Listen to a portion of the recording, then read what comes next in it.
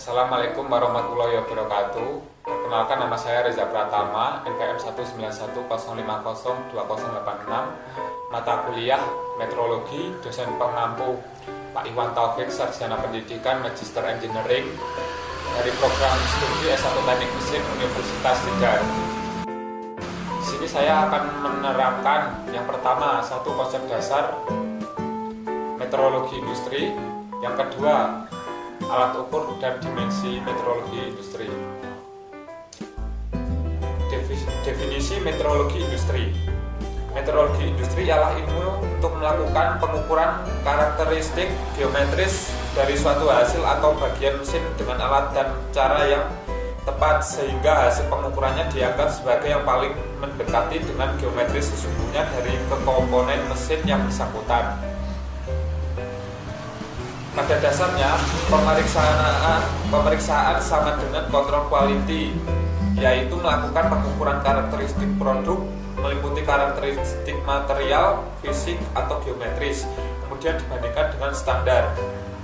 Pada hal-hal tertentu, pemeriksaan hasil ini sampai pada tahap penyajian data yang memenuhi standar. Selain melakukan pengukuran, pelaksanaan kontrol kualitas harus mempertimbangkan hal-hal yang berhubungan dengan 1. Waktu pemeriksaan kualitas produk.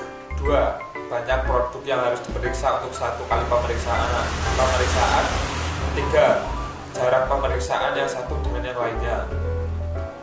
Dari uraian di atas, maka dapat disimpulkan secara umum bahwa metrologi adalah ilmu yang mempelajari masalah pengukuran yang berkaitan dengan bidang perindustrian.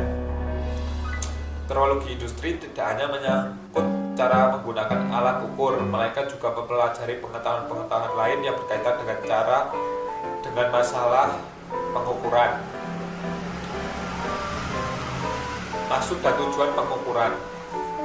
Tujuan mempelajari metrologi industri ialah supaya dapat menguasai secara mendalam mengenai pengukuran sehingga bila diterapkan dalam perindustrian dengan mendapatkan hasil yang memadai, yaitu sesuai dengan yang diinginkan, presisi dengan biaya serendah-rendahnya.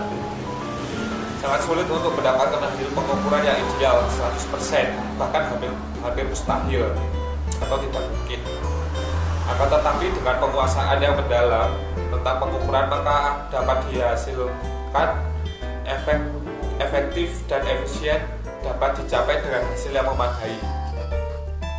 Untuk menghindari kesalahan-kesalahan pengukuran, biasanya diselenggarakan laboratorium pengukuran yang di dalamnya tersedia saran-saran yang memungkinkan dilakukan pengukuran secara teliti. Berbeda dengan suatu bengkel kerja, di mana di bengkel kerja kegiatan yang paling pokok adalah pembuatan atau produksi, sehingga kegiatan pengukuran hanyalah merupakan bagian dari proses pekerjaan. Dengan demikian, maka laboratorium pengukuran berfungsi sebagai berikut. 1. Tempat dilaksanakannya pengukuran secara teliti dengan menggunakan bermacam-macam alat yang sesuai. 2. Tempat membandingkan ukuran benda ukur dengan benda atau ukuran standar. 3. Tempat diseleksinya suatu benda kerja apakah dapat dipakai pada suatu produksi atau tidak.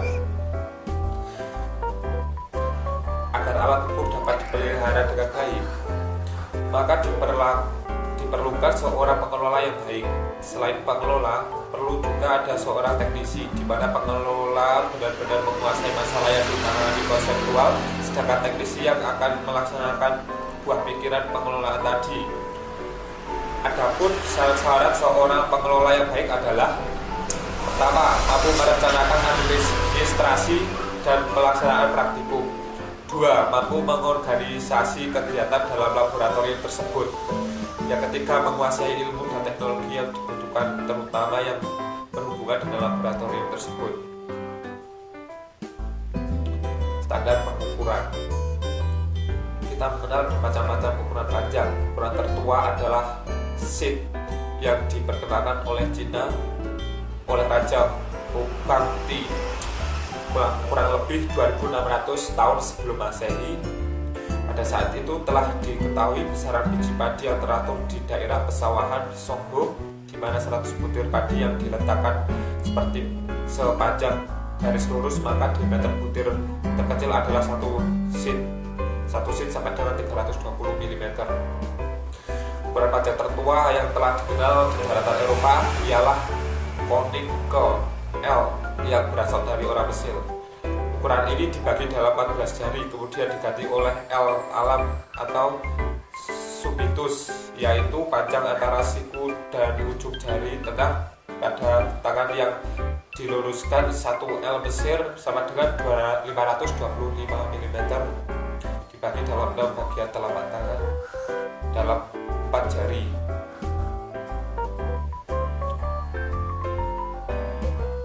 Satuan standar untuk pengukuran merupakan besaran standar yang sangat penting. Besaran standar dapat merupakan salah satu atau gabungan dari satuan-satuan dasar. Pada sistem satuan internasional, ada 7 satuan dasar dengan simbol sebagai berikut. Satuan dasar atau satuan internasional. Besaran dasar 1 panjang. Satuan dasar meter, simbol M. Kedua, massa. Satuan dasar kilogram, simbol kg. Ketiga, waktu. Simbol dasar detik, simbol S. 4, temperatur. Satuan dasar Kelvin, simbol K. 5, arus listrik. Satuan dasar ampere, simbol A. 6, jumlah zat. Satuan dasar mol, simbol mol. 7, intensitas cahaya. Satuan dasar kandela, simbol CD.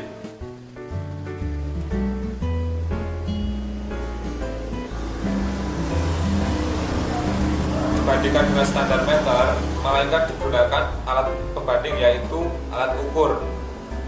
Pada bermacam-macam alat ukur akan ditemukan skala ukuran yang menunjukkan satuan panjang sebagai bagian dari meter dapat berupa milimeter atau mikrometer. Berdasarkan skala tersebut dapat dibaca berapa panjang atau dimensi dari suatu objek ukur. Dan tentunya prinsip kerja dari alat ukur sudah direncanakan sedemikian rupa sehingga apa yang akan ditunjukkan pada skala ukuran adalah sesuai dengan yang diukur. Dengan demikian, harga yang ditunjukkan oleh alat ukur tidak menyimpang dari satuan standar panjang. Besaran dasar pengukuran geometris yaitu besaran panjang yang diberi nama meter atau M, dan satuan tambahan yaitu sudut bidang dengan nama derajat atau radial.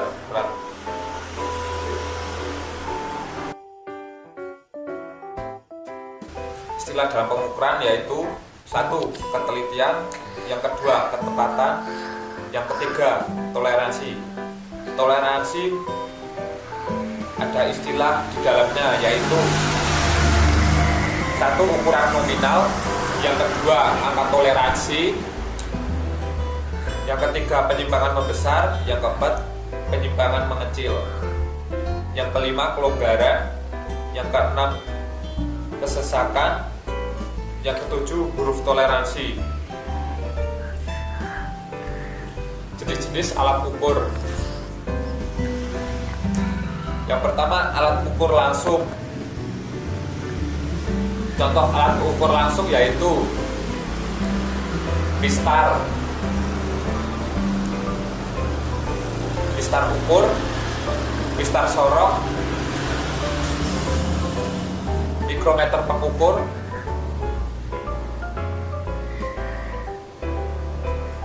jam ukur.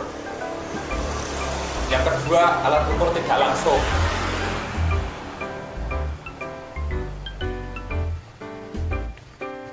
Contohnya, kaliber T, kaliber lubang kecil, jangka kaki, jangka bengkok, jangka hati. Ketiga, alat ukur standar. Contoh, standar meter, blok ukur sudut. Keempat, alat ukur pembanding. Contoh, komparator. Yang kelima, alat ukur pembatas. Contoh, kaliber poros, kaliber ring, kaliber pemeriksa konis. Yang keenam, alat ukur pembantu.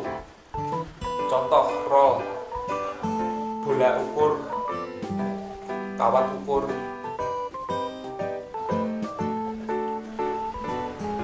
Sekian penjelasan metrologi industri dari saya.